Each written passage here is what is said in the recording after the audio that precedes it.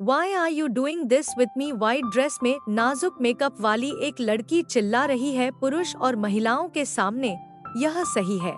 यह लड़की कनिका कपूर है, जिसने आज रात द रिडेम्पशन ऑफ लव के साथ 53वां गोल्डन चिकन अवार्ड जीता।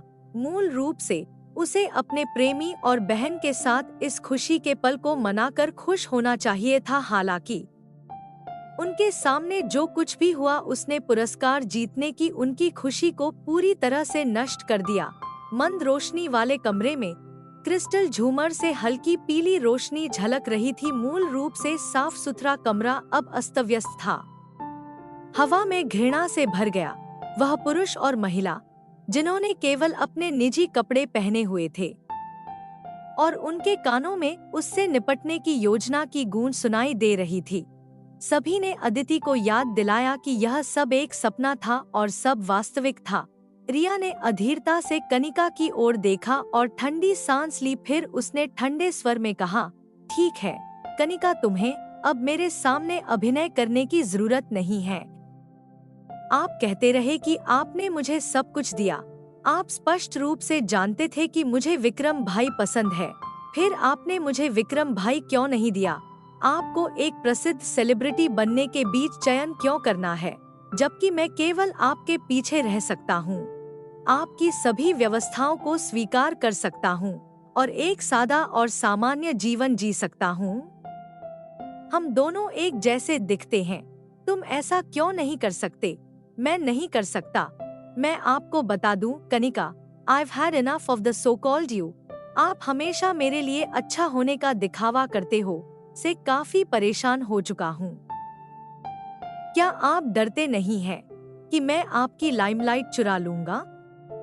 क्या आप सिर्फ इस बात से नहीं डरते हैं कि आदि भाई मुझे पसंद करेगा और तुम्हें पसंद नहीं करेगा?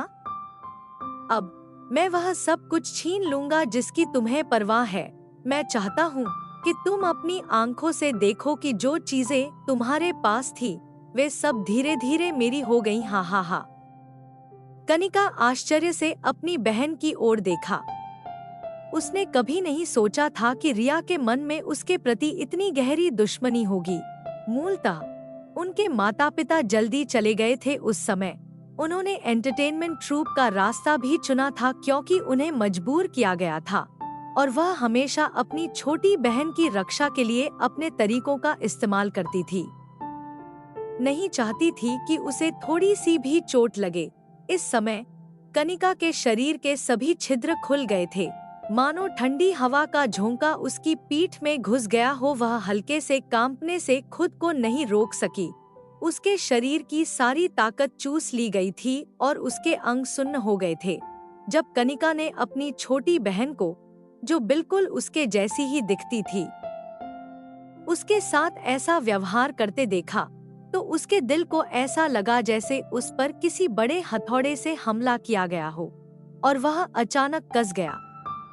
उसकी आंखों में आंसू आ गए। दरअसल वह पहले से ही जानती थी कि रिया एंटरटेनमेंट इंडस्ट्री प्रवेश करना चाहती थी।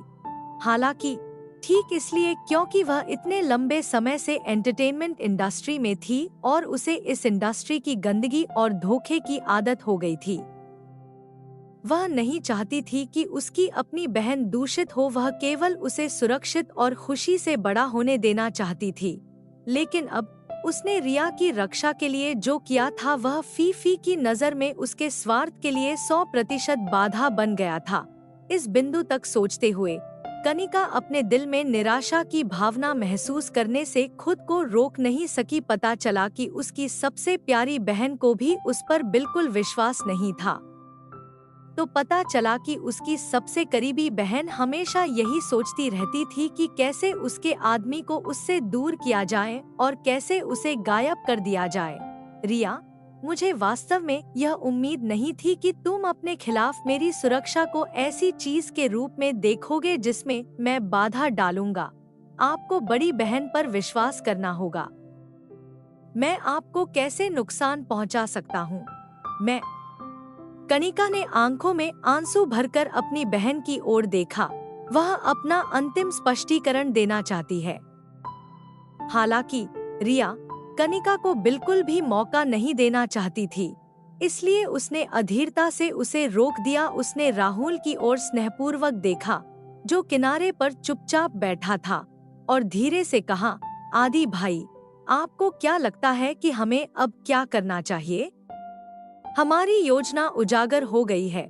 राहुल ने अपना सिर उठाया और कनिका की ओर देखा, जो रो रही थी। उसने भौहें सिकोड़ ली, उठ गया और कनिका के पास चला गया। रोना बंद करो, यह बहुत अनोइंग है। राहुल ने रोते हुए कनिका को घृणा से देखा और ठंडे स्वर में कहा। जब कनिका ने राहुल के शब्द सुने, तो उसका शरीर खुद को पीछे हटने से नहीं रोक सका। हालांकि उसने फिर भी गुस्से से अपना सिर उठाया और उसे घूरते हुए कहा, राहुल, तुम मेरे साथ ऐसा व्यवहार कैसे कर सकते हो? क्या तुम अभी भी इंसान हो? मैं इंसान हूँ या नहीं, यह निर्णय करने की आपकी बारी कब आई? मैं आपको बता दूं, मैंने आपको लंबे समय तक सहा है। क्या आप जानते हैं कि जब भी मैं आपके साथ होता हूँ, जब लोग कहते हैं कि मैं आपके साथ नरम व्यवहार कर रहा हूँ, तो मैं आपको मारने के लिए इंतजार नहीं कर सकता।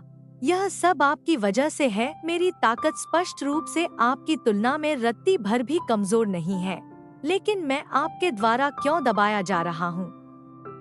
दूसरों द्वारा बेकार कहकर मेरा मजाक क्यों उड़ाया जा रहा है?